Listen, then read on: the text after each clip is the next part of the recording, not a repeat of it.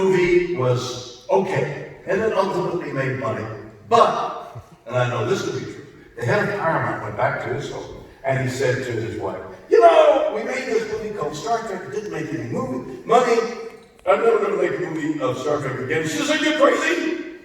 I love Star Trek. You got to do Star Trek. He says, okay. What I'll do is I'll give the film to the television department, and they can make it for less money, which is what happened. So the television department makes a feature film called The Wrath of Khan. And it's a big success. And out of that film, from that film, all the other iterations of Star Trek began. So you could say that the Me Too movement began Star Trek.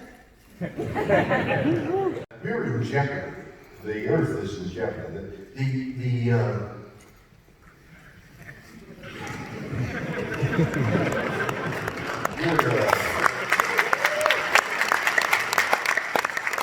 That are going to happen if we don't do something quickly about global warming. So the reason I think science fiction is popular is because it offers us a chance to imagine that the future, that technology, did you just cough? Alone on the ship, just a crew dealing with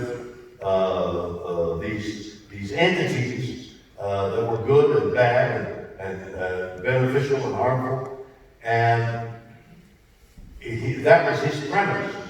Then he had the sense to hire the best people to write and direct and act.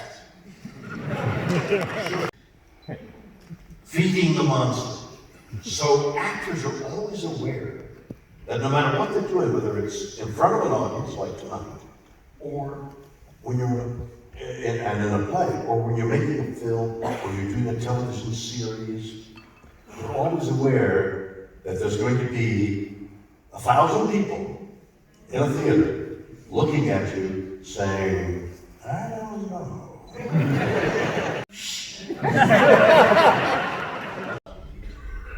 And not know what you're going to do is frightening. Well, you can imagine that, just standing in front of one person. Hi, my name is, forgot my name. 15,000, it became a, there's something sort of very elegant and very gentle about a Southern gentleman. And that was DeForest Kelley. He was a lovely, lovely man, and I admired him and loved him. And,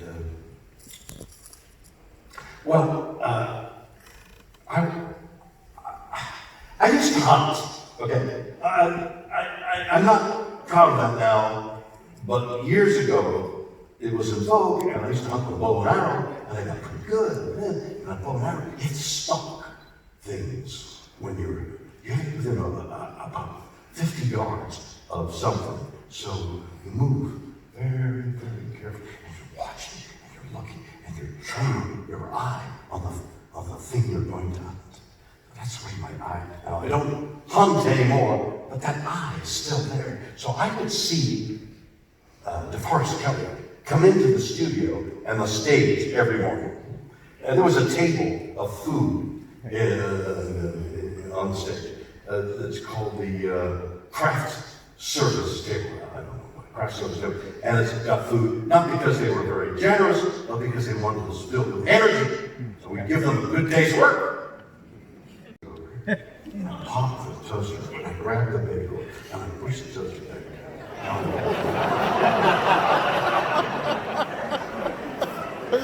And of course, it's back over, waiting for the bagel. Pops up, and there's no bagel. And you can see his whole body.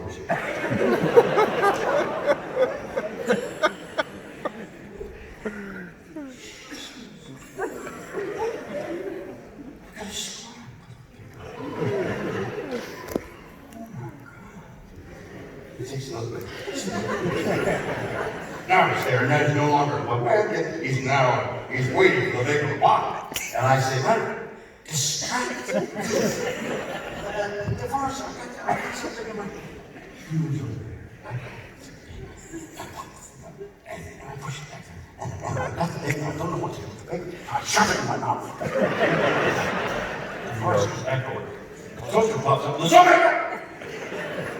And he's looking around. He's looking, and then he sees me, choking with the bacon. He says, "You son of a bitch!" He didn't talk to me. That he has in front of him, because he can't speak. You all, I presume you all know, ALS as it was, and he slumped in his chair, and he just got the brightest, had the brightest blue eyes, and he was just, but totally can't move a thing except he could move his cheek muscle, and he had on his cheek muscle, he had the computer mouse. So the producer says, tomorrow, we're shooting outside, ladies and gentlemen. We're going to go to Vasquez Rocks. So Vasquez Rocks is a particularly wild part of the earthquake fault in Los Angeles. There's the earthquake fault. What? Say it again. The San Andreas, yes. Thank you so much. Will you come with me tomorrow? The San Andreas Fault is about 50 miles outside of LA. And a particularly wild part of the San Andreas Fault is the Vasquez Rocks. I fought the Gorn. So the producer says, so we're going to shoot there tomorrow, and so everybody, please get there for 4 o'clock, because by the time you get into the wardrobe and makeup, the sun will be up, and we need to shoot every moment the sunlight starts. Critically important, you get there early, okay? And I said, okay, wait a minute. I said, why don't I take the captain's uniform with me tonight, and I'll put that on tomorrow morning, and drive there, and I'll be all ready. I'll be in wardrobe. And then, so I can sleep in another half hour, because all I'll need is makeup. He said, well, that's a good idea. So, that's what I did. I got up at 4 o'clock in the morning. I put on the captain's uniform with the boots and the pants and the thing. I get in my car to drive to Vasquez Rocks.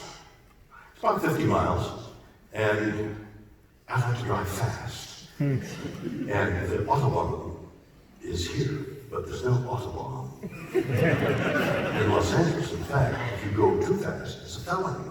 You go to jail going too fast. But I like to drive fast, and I'm trained to drive fast. First of all, because I can afford it, I've got fast cars. I have a Mercedes. And you go fast. So that's what I do. Go fast. And I'm trained to go fast. There's a Willow Springs is a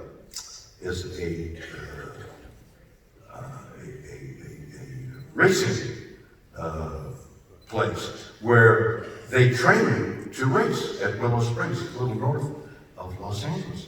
So when I would go to these celebrity road races, they would require you to go to Danny McCartney up at Willow Springs and take the weekend course, where he would teach you slow in, fast out, drift to, and all the other things that are necessary to be safe in racing a car. In fact, they would show you film on what not to do. For example, Donny Osmond.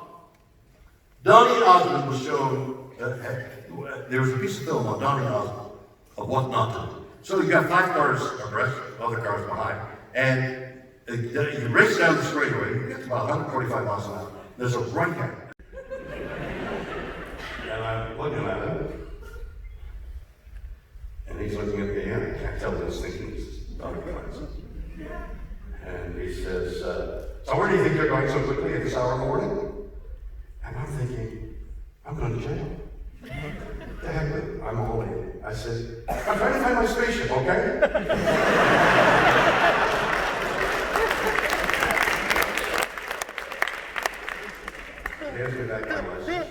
He goes that way, I go this way.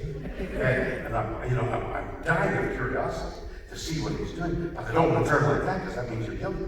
So I haul myself up, suck it in, and look at him, clutching my license. And he is over here, looking at me with the dark glasses. I don't know what he's thinking. He's looking, there's a moment of tension, and then slowly he raises his arm, gives me the Vulcan salute, says, live long and prosper, and